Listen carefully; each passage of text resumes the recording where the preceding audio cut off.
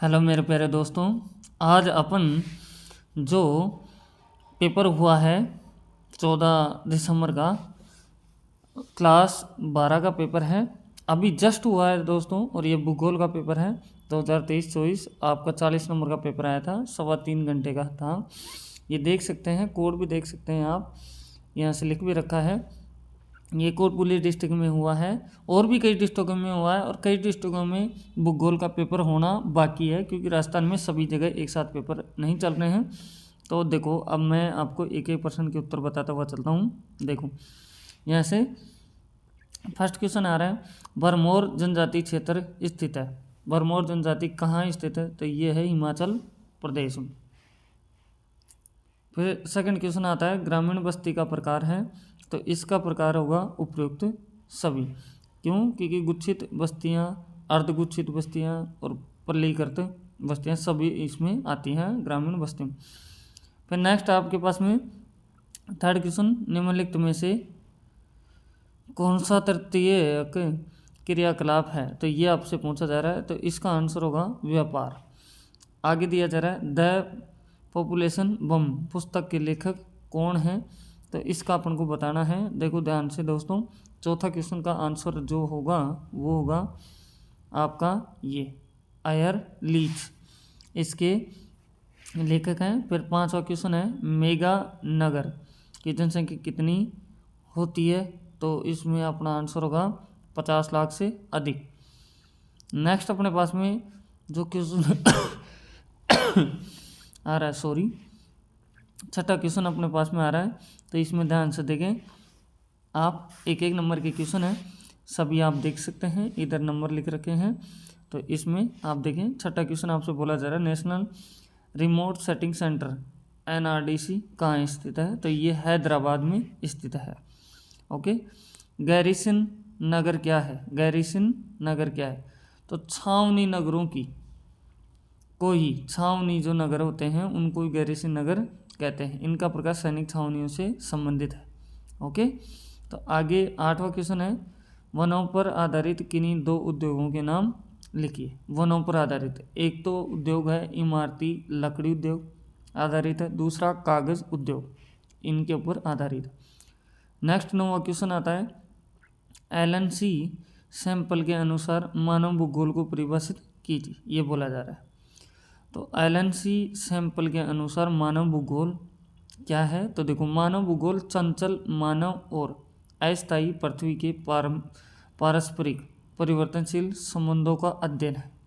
Okay, ये अपने पास में आ जाता है इसका आंसर। नेक्स्ट, ध्यान से सुनते रहिए आप, और अगर वीडियो अच्छा लग रहा है और चैनल पे फर्स्ट टाइम में विजिट कर रहे हैं तो चैनल को सब्सक्राइब करें, बेल आइकन प्रेस करें दोस्तों, और अपने दोस्तों के पास भी शेयर करें, ताकि सभी को आंसर की का पता चल जाए, और जिनका आगे पेपर है उनके लिए भी ये यूजफुल हो, क्योंकि सेम पैटर्न के ऊपर सेम पेपर आने वाला है।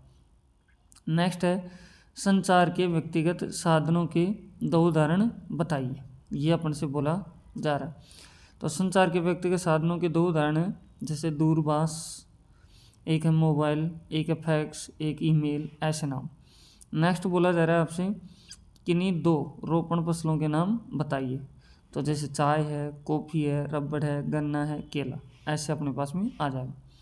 12 क्वेश्चन आता है, विश्व में सबसे अधिक प्रयोग में लाए जाने वाला जलमार्ग कौन सा है? तो ये आपसे पूछ रहा है। आगे बोला जा रहा है, रिको और जाओ निश्चयवाद संकल्प का प्रतिपादन किसने किया? ये नाम बताना है। फिर आगे बोला जा रहा है, जनसंख्या परिवर्तन के 3 घटक कौन कौन से हैं? इनका आपको बताना है। तो आप ध्यानपूर्वक देखते रहें दोस्तों। अपने पास में नेक्स्ट क्वेश्चन आ जाते हैं 2-2 नंबर के। इसमें आ रहा है, जल संभर प्रबंधन से क्या अभिप्राय है? ये बुक के क्वेश्चन है सभी। धात्विक खनिज व अधात्विक खनिजों में अंतर स्पष्ट कीजिए, दोनों में अंतर लिखना है। फिर बोला जा रहा है, विश्व व्यापार संगठन WTO पर एक संक्षिप्त टिप्पणी लिखिए। भारत में गंदी बस्तियों की समस्या के समाधान के लिए कोई 4 उपाय लिखिए। अपने अनुसार 4 उपाय आपको लिखने हैं। आगे बोला जा रहा है, पतन विदेशी व्यापार के केंद्र बिंदु है।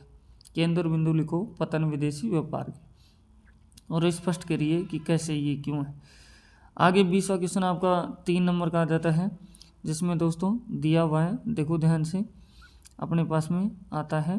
तो इसमें दे रखा है देखो कि भारत में तीव्र जनसंख्या वृद्धि को नियंत्रित करने के क्या क्या उपाय, ये आपसे बोला जा रहा है ना।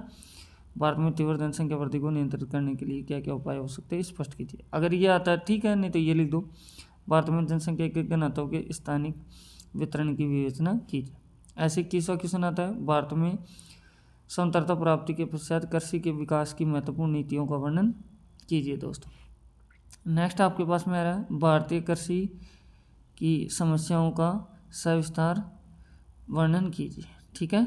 22वां क्वेश्चन आता है कि मानव विकास के 4 प्रमुख स्तंभों को व्याख्या लिखिए। मानव विकास के 4 प्रमुख स्तंभ क्या क्या हैं, उनके ऊपर व्याख्या करवा रहा है, एक्सप्लेनेशन। या फिर ये नहीं आता है तो आप ये लिख सकते हैं, मानव विकास के प्रमुख उपागमों का वर्णन कीजिए। ये आपसे बोला जा रहा है। बड़े क्वेश्चन है दोस्तों, तो आप देख सकते हैं आराम से।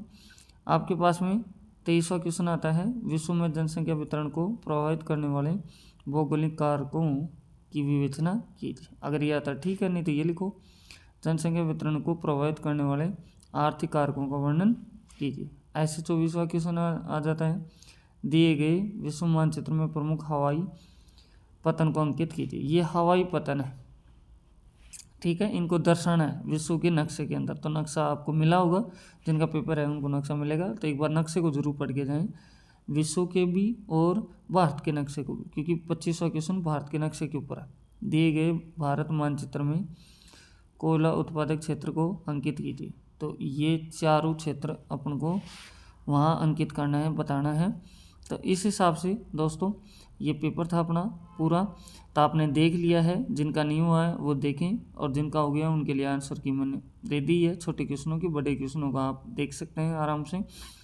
और आप अगर चैनल पर फर्स्ट टाइम में विजिट कर रहे हैं तो चैनल को सब्सक्राइब करें, बेल आइकन प्रेस करें, और अपने दोस्तों के साथ शेयर भी करें। स्क्रीनशॉट ले सकते हैं आप सभी का। तो मेरी तरफ से बेस्ट ऑफ लक। फिर मिलते हैं दोस्तों नेक्स्ट वीडियो में। Thank you, best of luck.